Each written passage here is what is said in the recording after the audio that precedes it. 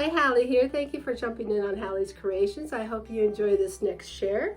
And without any further ado, let's do this. Don't forget to subscribe and notify, for you won't miss out on any more videos. I hope you enjoy this recording, and first and foremost, I want you to be super careful when you do this. Notice this is the painted glass that we have done in other shares, and I'm going to show you how to turn these into beautiful candles. For me, I am so allergic to perfume, all that stuff, that I had to get creative and come up with my own way of doing things. So this is the soy flakes, natural soy flake melts that I get from Amazon. 5-pound bag costs about $20. So we're going to fill this measuring cup about 3/4 of the way full. And rule of thumb is when you're doing a glass, if you're only doing 1 or 2 candles, if you do 2.5 the amount of volume to your container, that should do it. But for me, I'm doing all these different pieces at one time. Look at me just play with that wax. So much fun. Anyway, we're going to put this into the microwave and put it in there for about 4 minutes and 25 seconds on high. Yeah, there we go, into the microwave. Make sure your microwave's clean or you'll get spaghetti sauce in there if you did that last time and it blew up in there. So make sure your microwave's clean.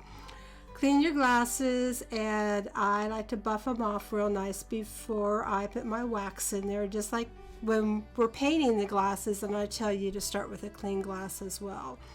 These glasses have all been baked in the oven, so they are ready for the long haul.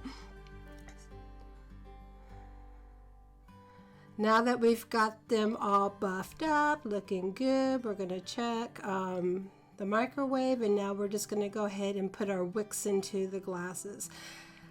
And there's different ways of doing it, so I'm actually going to show you several different ways, because sometimes you have to be creative and improvise. Like that wick there was just a little bit too short. So I'm going to show you how to get over that hurdle. So check the wax one more time here, go see how it's doing, adjust the camera, and yeah, that's a little wobbly. Sorry about that.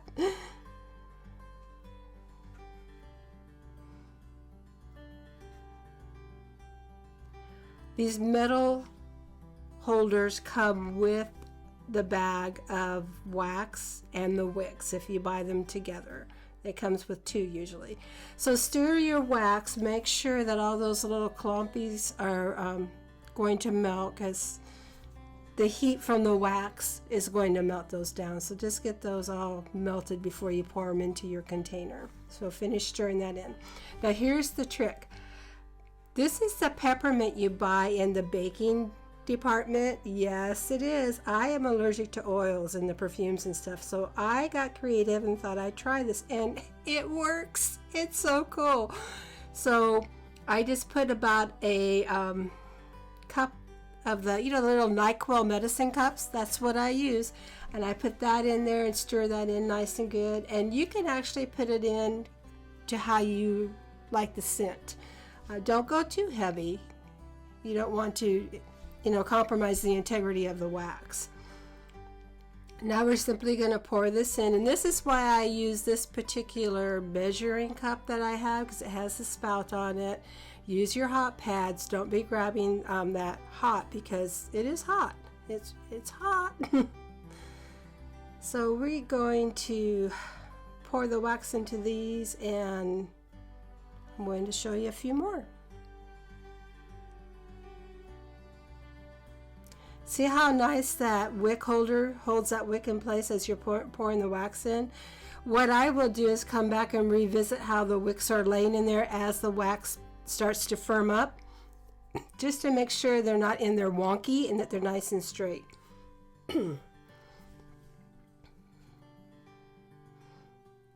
So that whole container only did 2 candles. So that gives you an idea how much wax you're going to go through. Here's another way of doing it. If you don't have those neat little metal clips, just use a clothespin. The little hole in there will hold it just perfect. There you go. Done. You can use it on the little tea lights too. These come out so cute. So cute. I made some of these up for Christmas for my neighbors and they absolutely loved them. But that's how you can use a clothespin. And when all else fails and the clothespins don't fit, just put them on a couple of forks like that. Or even like, popsicle sticks or anything to hold those in place for you. So we are going to come back here and stir this in. So the first time we did the peppermint, now we're going to do a clear, and here's the trick, clear vanilla. I actually picked my vanilla up in Mexico. I do. It's so cheap. But it's just a clear vanilla. In Mexico, that bottle cost me less than $3. Put a cap of my vanilla in there. Bam, done. And that's just the NyQuil cap or, your kids' medicine caps or whatever. And that's all you need is one. Don't get carried away. Like I said, you don't want to compromise your wax. You don't want to compromise that formula. You want it to set firm. Soy wax is a little bit softer than the hard wax. That's why I like to put them into the glasses. And what's cool about this, excuse me, is that you can go after you're done. This glass is actually a glass that you can use for beverages and for desserts and stuff. So it's a double little gift. So it's kind of a double treat. So here we go, pouring it in, using the hot pad, making sure you don't get burnt. That's my disclaimer. Use common sense. This is not for kids. Adult supervision. This is hot, hot, hot. So I was really questioning if I was going to do this or not because I didn't want the liabilities, but I thought there are so many people out there that have allergies like I do that when I discovered how to make my own soy melts and my own candles, and by simply using the peppermint or the vanilla, the baking stuff, you probably can use orange scents and stuff as well out of the baking department because it's not an oil base and it still adds the scent and the smell. Now they are lighter, they're not as strong, but really seriously, do we need it really strong? I think not. Let's add some peppermint accents to this, and this is what I do. I gently crush my peppermint in the holder still. It's less messy that way. I learned that the hard way too. And then I just sprinkle a little bit into my, these are the chocolate belts, those little molds that you can get at Michael's, Hobby Lobby, and all those places. I use these for wax melts as well. They work extremely well. So I just sprinkle a little bit into the mold just to show you when I pop them out, you'll see why. It gives that little accent, little color. And it gives it a little bit more flavor. Not flavor. Don't eat them. They're not for eating. It gives them a little bit more smell. So I'm going to get a couple samples out here to show you that ones I've already made. Little heart, little unicorn. Bam. There you go. Ta-da. But those can be your wax melts. So if you're into having wax melts in your house, here's an inexpensive way of making your own. Now we're going to stir this up a little bit more. And you'll notice in the bottom, I actually put some peppermint in this one as well. So it has the peppermint candy in there as well as the soy wax to melt. Do-do-do-do. We're just mixing it away. Getting it all melted. This little vase is a little flower vase, and I'm going to make that into a candle. I thought that would be pretty when it burns off. And like I shared earlier, I've already baked the glass, so that painting is actually baked into the glass already. The wick did not go all the way down, so I actually clipped it where the clothespin is holding it in place, and then I will pour it on there. But I wanted to show you how to do your little wax melts as well. So you just pour it in there very carefully. Don't have to fill those all the way to the top. Just get it in there a little bit. Got a little messy on this one. You'll see in a second here. It's going to go slurp. There it goes. Sorry. That cleans up easy enough with a hot washcloth. A warm washcloth will clean the wax off. Super easy because it melts it off. And the way I clean up everything as well is I run hot water and Dawn soap. I love Dawn soap.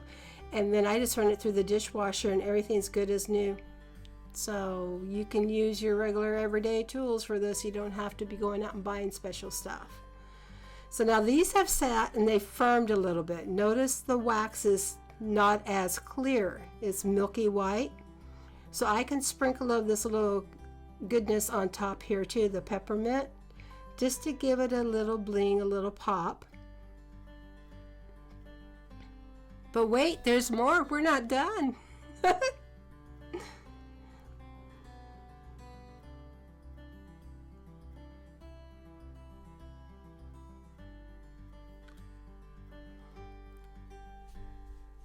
And I actually use my candles like this, and I've made some for my friends. So we've done some trials on them, and they work. I was surprised, but they worked.